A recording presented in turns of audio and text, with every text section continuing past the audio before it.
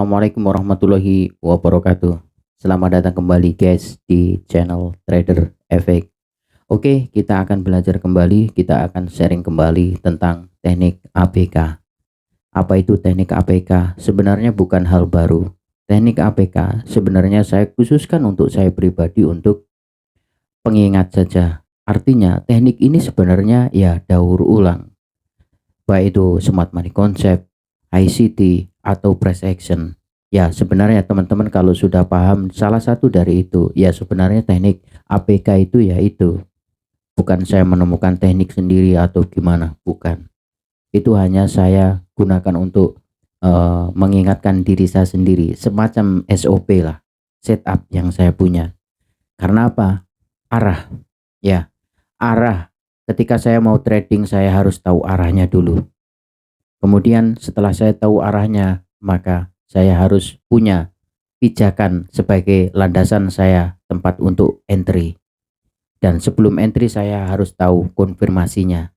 Apakah ada konfirmasi atau tidak. Hanya seperti itu, sesimpel itu. Nah, yang jadi permasalahannya adalah bagaimana cara kita mengidentifikasi arah, pijakan, dan konfirmasi. Teman-teman sekalian, sebenarnya kalau teman-teman sudah banyak belajar dari smart money concept, ICT, ataupun price action pada umumnya, ya seperti itu. Sama saja, hanya saja mungkin teman-teman yang masih baru belum tahu bagaimana cara meringkasnya menjadikan sebuah SOP yang cocok buat kita pribadi. Begitu.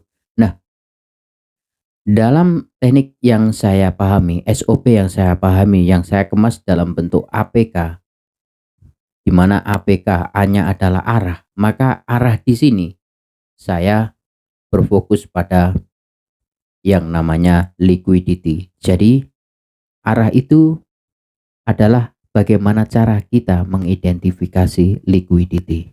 Oke, karena liquidity menentukan arah. Saya gambarkan sejenak. Misalkan ada gerakan harga turun seperti ini, kemudian dia balik lagi naik, kemudian balik lagi turun. Maka di sini sebenarnya sudah terjadi pengambilan liquidity secara break. Nah, gitu ya. Oke. Nah, itu contoh. Jadi pengambilan liquidity itu ada dua. Yang pertama itu break, di mana buy itu high. Misalkan kita punya high di sini, nah kayak gini. Dia di break body atau hanya sekedar sweep. Nah, ini menentukan arah. Maksudnya bagaimana?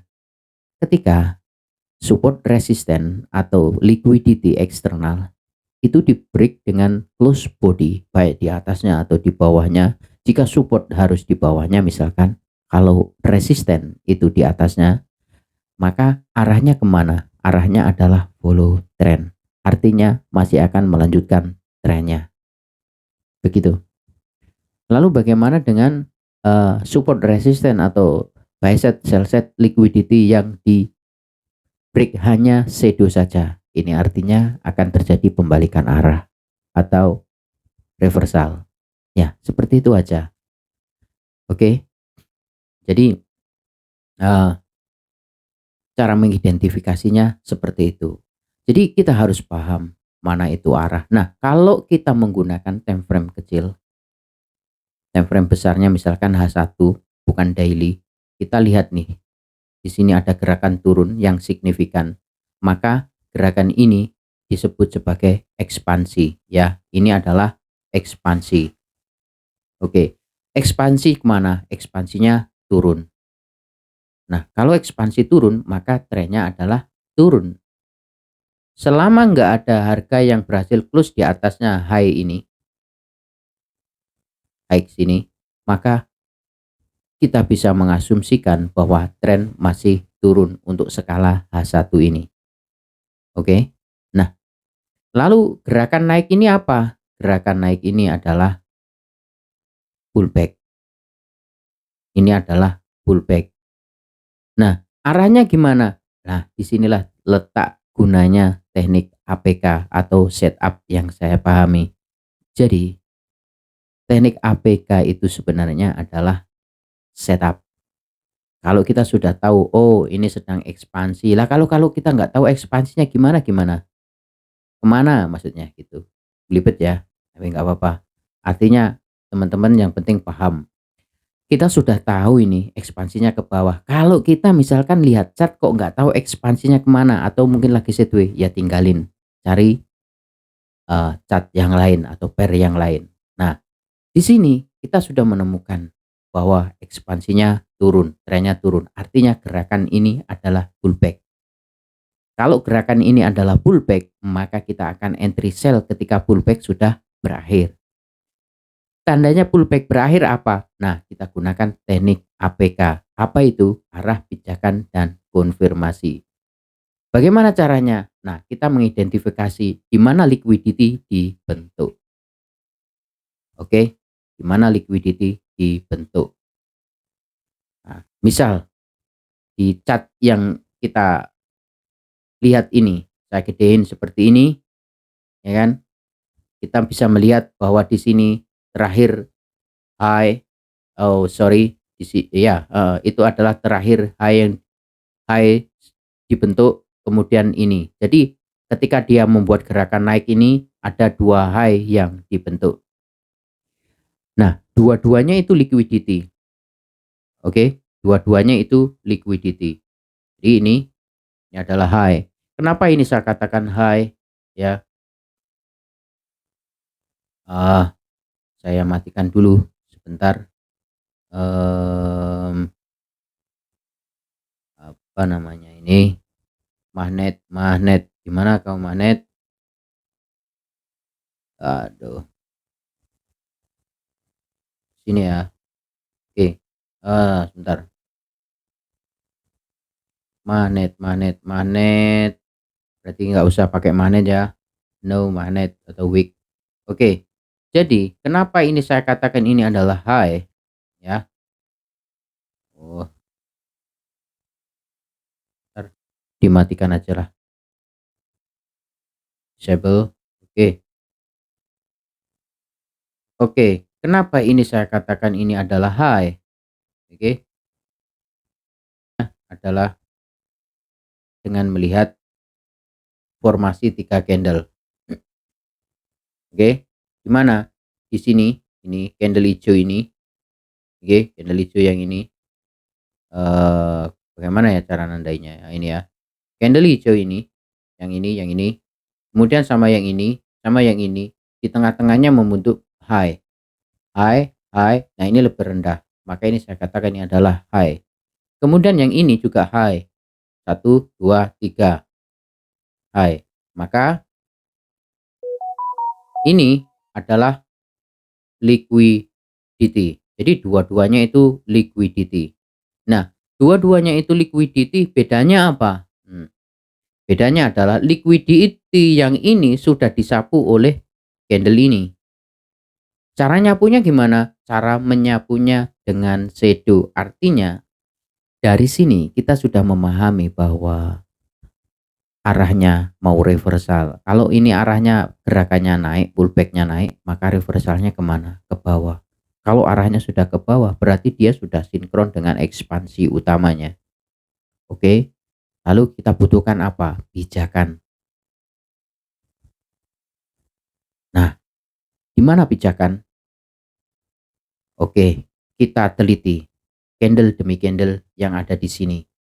Ketika ini lahir, kemudian dan ini terbentuk, nggak ada fair value gap yang dibentuk, terutama fair value gap sell. Kemudian lahir candle ini, maka di sini terbentuk high baru. Oke.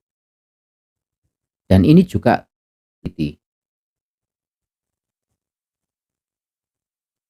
artinya sampai di sini kita mempunyai dua liquidity yang masih virgin, yang masih fresh, belum diambil, belum diteken. Nah, oke. Setelah membuat liquidity di sini, kemudian harga turun. Oke. Harga turun membentuk fair value gap di sini. Nih. Oke. Ini adalah fair value gap. Betul ya? Nah, tapi permasalahannya permasalahannya di sini liquidity yang ini belum diambil, ini juga masih belum diambil. Jadi pembentukan ini hanya terkonfirmasi pengambilan ini. Bisakah dipakai? Ya, bisa saja. Cuman kadang ini masih meragukan. Alangkah lebih baiknya kalau di sini dibuat di sini fair value gap-nya, harusnya kita mencari low yang menyebabkan high ini atau liquidity ini diambil oleh ini. Tapi permasalahannya ini nggak ada. Oke, berarti kita nunggu dulu. Kita nunggu dulu. Di sini, di sini liquidity ini setelah itu diambil. Oleh mana? Oleh candle ini. Oke. Dengan cara apa? Sapu shadow, dengan menyapu menggunakan shadow. Nah, ini juga artinya arahnya mau turun. Dan dilihat lagi, kalau kita jeli, fair value gap yang dibentuk ini nggak mampu ditembus. Nggak ada candle yang mampu close di atasnya fair value gap ini. Betul ya? Hingga akhirnya candle ini turun, close di bawahnya. Apakah sudah ada konfirmasi? Ya tentu belum. Dari sini kita sudah tahu arahnya. Bahwa ini clear ke bawah. Valid clear ke bawah setelah yang mengambil liquidity ini, yang memerintahkan mengambil liquidity ini oleh candle di sini itu adalah low ini. Oke. Market structure shift di break. Nah, ketika nge-break ini dia membuat order block di sini. Ini order block. Oke. Nah, block di sini, lihat di sini juga ada fair value gap. Artinya mempunyai double fair value gap dan juga mempunyai order block. Kita tandai seperti ini. Maka setup kita sudah komplit. Arahnya jelas turun dan pijakannya kita sudah punya. Di mana? Di sini. Dengan target di low sini. Ini adalah targetnya. Oke. Nah, bagaimana cara entry-nya? Nah, tentu kita akan menunggu harga balik lagi ke pijakan sini. Setelah kebijakan sini bagaimana? Kita turun time frame ke time frame M5. Oke. Nah, kita lihat di M5 apa yang dibuat. Nah, kita lihat di sini. Ketika masuk ke M5, ketika harga nyentuh di sini, lihat dia mengambil liquidity di sini dan yang memerintahkan adalah ini, low ini. Dan ketika dia balik lagi turun di sini, ini sudah di break. Artinya ini sudah clear, perintahnya turun. Konfirmasinya komplit. Oke, konfirmasinya komplit. Ditambah membuat fair value gap di sini. Oke. Nah, terus bagaimana? Ya udah, kalau seperti ini ya kita tinggal entry sell. Gimana? Ya di fair value gap sini. SL-nya di mana? SL-nya secara rasional yang lebih aman adalah di atas sini. Nah, oke. Nah, itu di atasnya high ini. Ini ya. Oke. Nah, terus TP-nya di mana? TP-nya ya di sini. Low sebelah kiri ini. Oke. Nah, seperti itu. Itu teknik APK. Sebenarnya bukan teknik APK ya. Itu hanya daur ulang dari berbagai teknik. Hanya saja ini adalah cara saya menyimpulkan, mengingatkan saya supaya saya ketika trading itu ada panduannya gitu. Jadi ya set apa saja, APK itu hanya panduan. Jadi teman-teman yang belum punya panduan, belum punya setup, belum punya rule untuk trading, ya kalau cocok ya pakai aja seperti ini. Gitu. Oke, saya rasa sudah cukup jelas. Saya akhiri dan minggu depan kita akan praktekkan, kita akan gunakan work nggak teknik ini, cara seperti ini. Karena yang saya gunakan ya seperti ini. Oke, saya rasa cukup. Saya akhiri. Wassalamualaikum warahmatullahi wabarakatuh.